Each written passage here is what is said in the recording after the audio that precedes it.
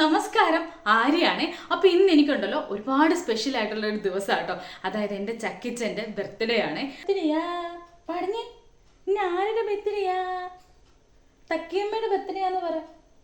ചുന്തിരി പിണങ്ങിയിരിക്കുവാണ്. ഇന്ന് ഇവിടുന്ന് പെണ്ണ് ആരും കാണാതെ ഇറങ്ങിപ്പോകാൻ തുടങ്ങി. അപ്പം ഞാൻ പിടിച്ച് രണ്ട് തല്ല് കൊടുത്തപ്പോഴത്തേനും കുഞ്ഞി തല്ല് കൊടുത്ത എൻ്റെ പിണക്കത്തിൽ എന്നോട് ഒരു ഉമ്മയുടെ ഇടാവോ? ഹലോ ശുണ്ടമണി, സുന്ദരിമണി, ഒരു ഉമ്മ തരാവോ പ്ലീസ്? തരത്തില്ല?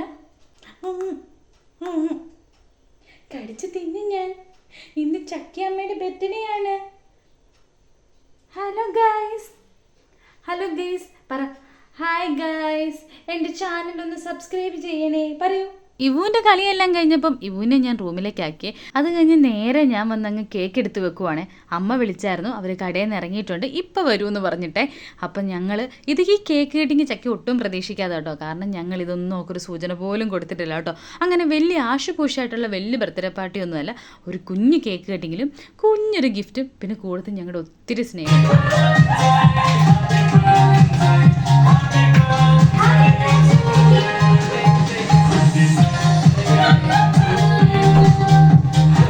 എല്ലാവർക്കും സർപ്രൈസ് കൊടുക്കാൻ മുമ്പന്തിയിൽ തന്നെ നിൽക്കുന്നയാളാട്ടോ ചക്കി.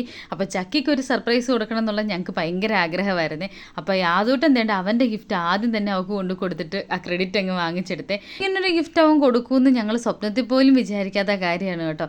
അപ്പോൾ അവൻ്റെ കുഞ്ഞു ഗിഫ്റ്റ് ചക്കിക്ക് വലിയ ഗിഫ്റ്റായിരുന്നു. ഞങ്ങളുടെ സ്നേഹപ്രകടനം എല്ലാം കഴിഞ്ഞ് കഴിഞ്ഞപ്പോഴേ ഞങ്ങളിനി കേക്ക് കട്ട് ചെയ്യാൻ വേണ്ടി പോവായിരുന്നേ. കേക്ക് കട്ട് ചെയ്യാൻ കൊണ്ട് നിർത്തപ്പോൾ ചക്കിക്ക് നാണമായിരുന്നേ, മുടിയൊന്നും ചെയ്യിട്ടില്ല എന്നൊക്കെ പറഞ്ഞിരിക്കുമായിരുന്നേ. അപ്പോൾ നേരെ അച്ചാപ്പി ആ തൊപ്പിയൊക്കെ എടുത്ത് തലയിലോട്ട് വെച്ച് കൊടുത്തു.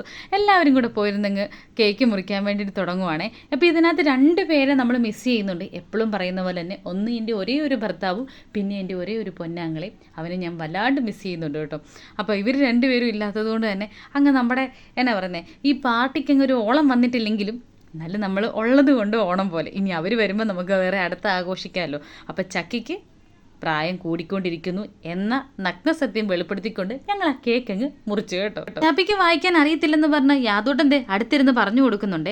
അപ്പോൾ ഇതിൻ്റെ ഇടയ്ക്ക് നമ്മൾ അമ്പാടിച്ചെറുക്കനെയും ലാലുവിനെയും വിളിച്ചായിരുന്നു. അമ്പാടിച്ചെറുക്കന് തിരക്കായതുകൊണ്ട് അവൻ ഫോൺ എടുത്തില്ല. കോൾ എടുത്തിട്ടുണ്ടായിരുന്നു. ലാലു അവളെ വിഷൊക്കെ ചെയ്ത് എങ്ങനെയുണ്ട് സർപ്രൈസ് എന്നൊക്കെ ചോദിച്ചു കേട്ടോ. അപ്പോൾ ചക്കിക്ക് കൊള്ളാം, അടിപൊളിയായിരുന്നു എന്ന് അവൾ പറയുന്നത്. ഇതെല്ലാം കഴിഞ്ഞ് നമ്മൾ കേക്കൊക്കെ കട്ട് ചെയ്ത് കഴിച്ചു കഴിഞ്ഞപ്പോൾ ഇതാകട്ടെ യാതൊട്ടൻ അവൾക്ക് കൊടുത്ത ബർത്ത്ഡേ ഗിഫ്റ്റ്. കൊള്ളാമല്ലേ? അതിൻ്റെ കൂടുതൽ ഇവൻ എന്തിനാ ഈ ഡൈനോസറും മുട്ടയും കൊടുത്തതെന്ന് നമുക്കറിയത്തില്ല കേട്ടോ.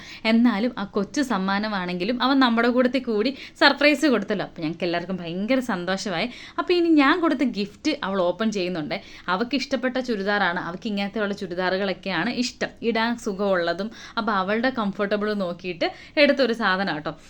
ഗിഫ്റ്റ് കൊടുക്കലും കേക്ക് കട്ടിങ്ങും എല്ലാം കഴിഞ്ഞു. അപ്പോൾ ഇന്നത്തെ ബർത്ത്ഡേ ഫംഗ്ഷൻ നമ്മളിവിടെ അവസാനിപ്പിക്കുക കേട്ടോ. അപ്പോൾ ഒത്തിരി വലിയ ഡെക്കറേഷൻസോ വലിയ പരിപാടികളോ ഒന്നുമില്ല. ഇതൊരു കൊച്ചു ബർത്ത്ഡേ ഫംഗ്ഷൻ കേട്ടോ. നമ്മുടെ സാധാരണമായിട്ട് നമ്മുടെ കൊച്ചു ബർത്ത്ഡേ ഫംഗ്ഷൻ, നമ്മുടെ കുടുംബത്തോടൊപ്പമുള്ള ചെറിയ സന്തോഷം പോലും അത് വലിയ സന്തോഷം കേട്ടോ. അപ്പോൾ വീഡിയോ ഇത്രയേ ഉള്ളൂ. അടുത്ത വീഡിയോ ആയിട്ട് കാണും വരെ ടാറ്റാ.